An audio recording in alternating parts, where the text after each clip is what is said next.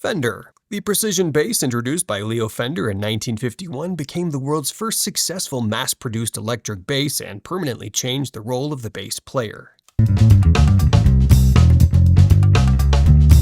The story behind it began in Fullerton, California, where Leo Fender started the Fender Electric Instrument Company in 1946. Unlike many legendary instrument makers, Leo wasn't a trained luthier. His background was in radio repair, and he approached instruments with an engineer's mindset. At the time, bassists relied most entirely on upright basses, which were large, difficult to transport, and often struggled to keep up with the increasingly loud bands. The precision bass solved those problems with a solid body design, fretted neck, and amplified signal. Fender continued refining the formula throughout the decade. The split-coil precision pickup arrived in 1957, followed by the jazz bass in 1960. More than 70 years later, the precision and jazz bass remain two of the most influential instruments ever created, and countless basses still borrow ideas that first appeared on a Fender. Gibson. Orville Gibson built his reputation making innovative mandolins during the late 19th century. Those ideas eventually grew into the Gibson Company, which became one of America's most respected instrument manufacturers. By the time electric basses arrived in the 1950s, Gibson already had decades of experience building guitars and stringed instruments from its base in Kalamazoo, Michigan. Its earliest basses were the EB models, designed at a time when many musicians were still transitioning from upright basses to electric instruments. Some even featured an extendable end pin to make that transition easier. Everything looked different in 1963. That year, Gibson introduced the Thunderbird, a bass designed by automotive stylist Raymond Dietrich, with neck-through construction and an unmistakable body shape. It became one of the most recognizable instruments the company had ever produced. Rickenbacker. The 4001 bass with its distinctive body shape, neck-through construction, and unmistakable tone. It became one of the most recognizable instruments in bass history. Adolph Rickenbacker and George Beauchamp, two pioneers working with electric instruments in the early days of amplification, founded the firm that produced it in 1931. The flying pan, which is recognized as the first electric guitar to be commercially successful, was one of their initial achievements. Innovation became part of the company's identity. When the 4000 series basses arrived, they offered something noticeably different from many competitors. Their bright, articulate sound and unique appearance helped establish a loyal following among players looking for an alternative to the growing number of Fender-style instruments. The 4001 became the flagship for that lineup and helped cement Rickenbacker's reputation as one of the most distinctive brands in bass history. Höfner. 1887. That's when Karl Höfner opened his workshop in Schönbach, then part of Austria-Hungary, beginning a company that would become one of the oldest names in bass history. Initially known for violins and other stringed instruments, Höfner built a reputation for craftsmanship throughout Europe. The company faced one of its biggest challenges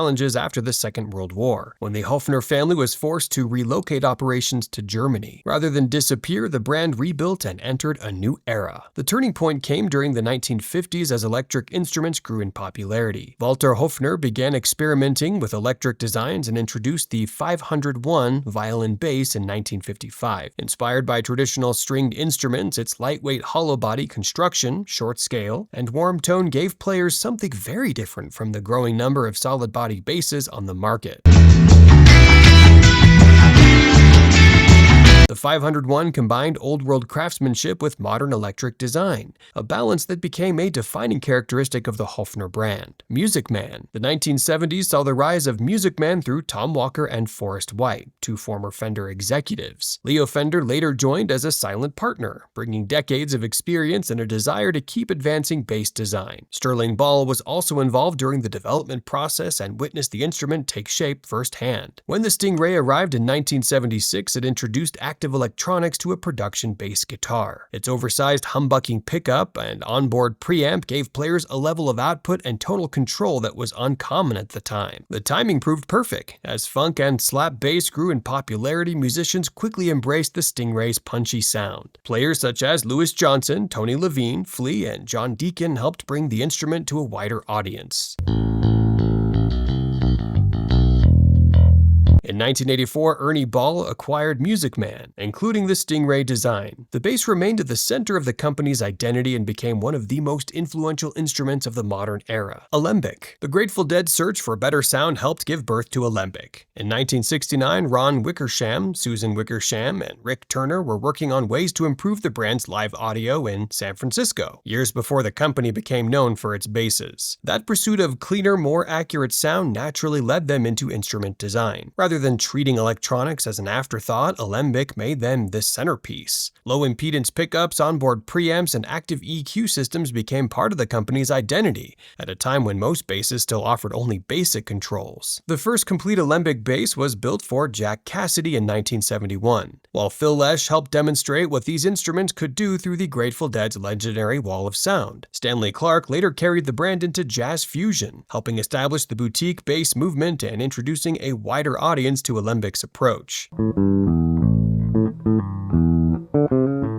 Many features found on modern high-end basses today can trace part of their lineage back to ideas Alembic was exploring decades ago. Steinberger. Steinberger wasn't a musician or a traditional guitar builder. He came from a furniture design background and became fascinated with making instruments more comfortable to play. While working on bass designs during the late 1970s, he kept running into the same issue. The weight of the headstock pulled the neck downward, making many basses feel unbalanced. The solution was to move the tuning machines from the headstock to the body. That design led to the headless bass, a design that looked radically different from anything players had seen before. Some musicians weren't even sure what they were looking at the first time they saw one. Beyond its unusual appearance, the instrument offered excellent balance, tuning stability, and portability.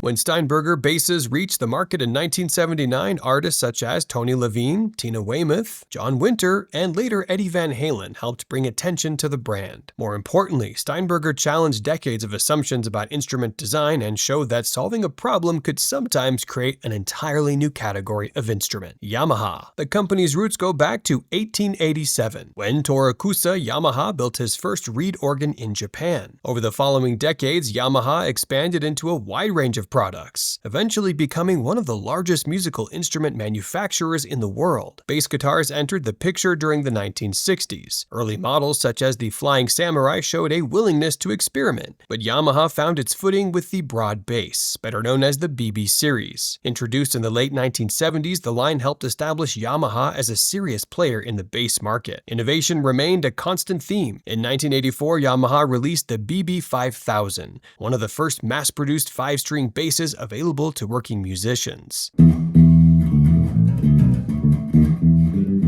Decades of dependable instruments helped Yamaha earn the trust of players across nearly every genre. Whether on a concert stage, in a recording studio, or a rehearsal room, Yamaha basses built a reputation for doing exactly what musicians needed them to do. Ibanez. For a period of time, Ibanez was known for building instruments that looked a lot like the competition. During the 60s and 70s, the Japanese brand gained attention for producing guitars inspired by popular American designs. That approach eventually led to legal disputes over body shapes and trademarks, a chapter that forced the company to rethink its future and develop a clear identity of its own. The story actually goes much further back. In 1908, Hoshino Shoten, a bookstore in Nagoya, Japan, began exporting instruments made by Spanish luthier Salvador Ibanez. The bass gained a strong following, and Hoshino eventually adopted the Ibanez name for its own instruments. The turning point came when the company stopped looking outward for inspiration and started developing its own ideas. Bass lines such as the Soundgear series, better known as the SR line, helped establish Ibanez as a major force in modern bass design. Slim necks, lightweight bodies, comfortable contours, and versatile electronics made the instruments popular with everyone from beginners to touring professionals. Ibanez basses can now be found in nearly every genre imaginable, from jazz and gospel to progressive metal and fusion. Few brands have reinvented themselves as successfully, turning a controversial chapter of their history into the foundation for a global reputation. Warwick. Warwick arrived at a time when the bass world was largely dominated by American brands, but the German company had no interest in blending in. Hans-Peter Wilfer launched Warwick in 1982, drawing on a family history that stretched back generations. generations in the instrument business. From the beginning, the company showed a willingness to experiment. While many builders relied on traditional woods such as ash and alder, Warwick explored alternatives like bubinga, wenge, and ovuncle, giving its instruments a distinctive appearance and character. That approach carried into the company's bass designs. Models such as the Streamer and the Thumb helped establish Warwick's identity during the 80s and 90s. Their unique body shapes, neck construction, and unmistakable growl offered players something noticeably different from many other instruments already on the market. As the brand gained visibility, a growing number of professional musicians embraced Warwick basses both on stage and in the studio.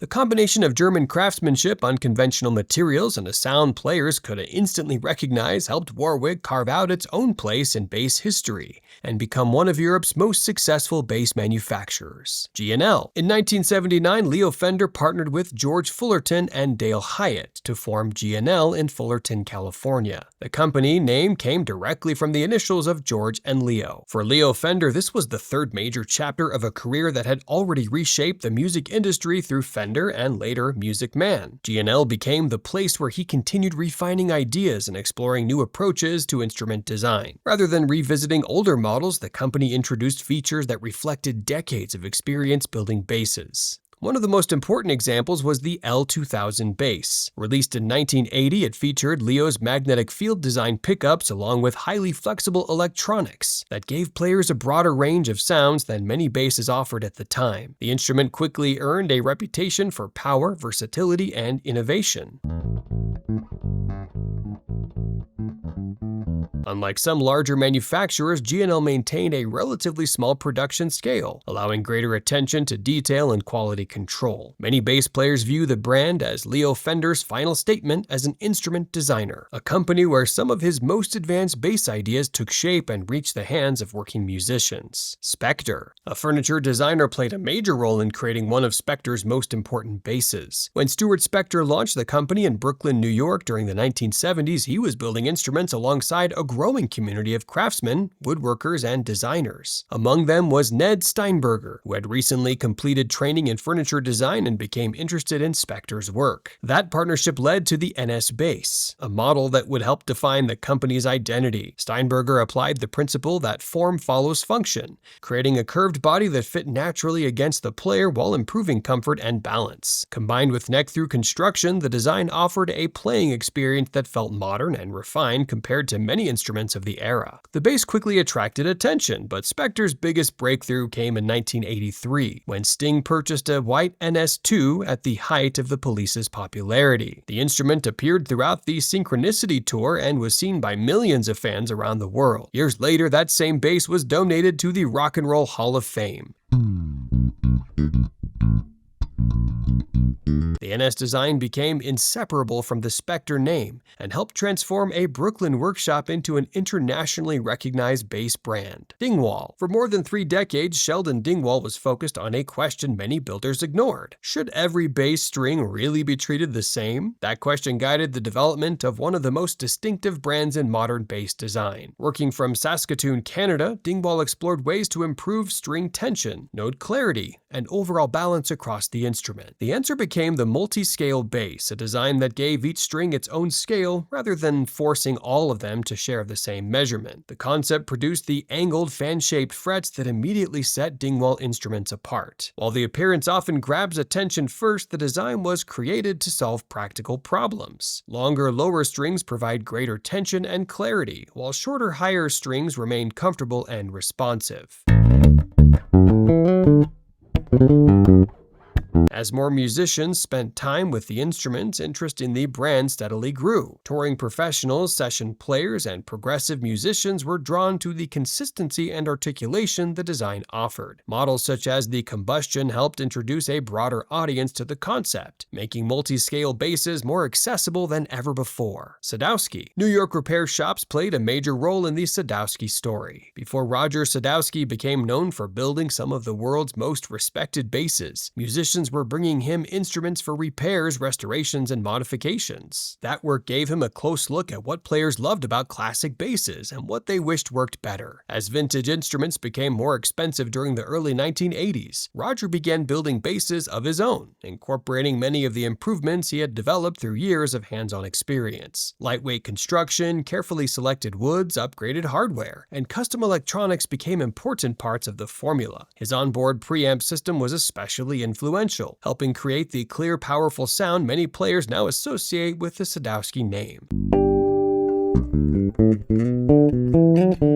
Demand eventually expanded beyond the New York custom shop through partnerships that brought Sadowsky instruments to a wider audience. Precision, consistency, and attention to detail remained at the center of the brand's reputation. Fodera basses developed a reputation few brands ever achieve. They became aspiration instruments, the kind many players spent years dreaming about before finally owning one. Seeing the butterfly logo on a headstock often meant you were looking at an instrument built for a touring professional, a session musician, or someone who knew exactly what they wanted from a bass. Vinny Fodera and Joey Lauricella built that reputation from a Brooklyn workshop during the early 1980s. As more professional musicians discovered the brand, custom builds became a major part of its identity. Many customers weren't choosing from a catalog as much as they were helping design their own instrument. That approach attracted a growing number of touring musicians, session players, and bass enthusiasts looking for something tailored to their exact preferences. Neck profiles, electronics, wood sections, string spacing, and countless other details could be customized to suit the player. The butterfly logo gradually became one of the most recognizable symbols in boutique bass building, often associated with instruments that reflected years of planning, saving, and anticipation. For many bassists, owning a Fodera wasn't simply about having another instrument. It was about finally getting the bass they had imagined for years.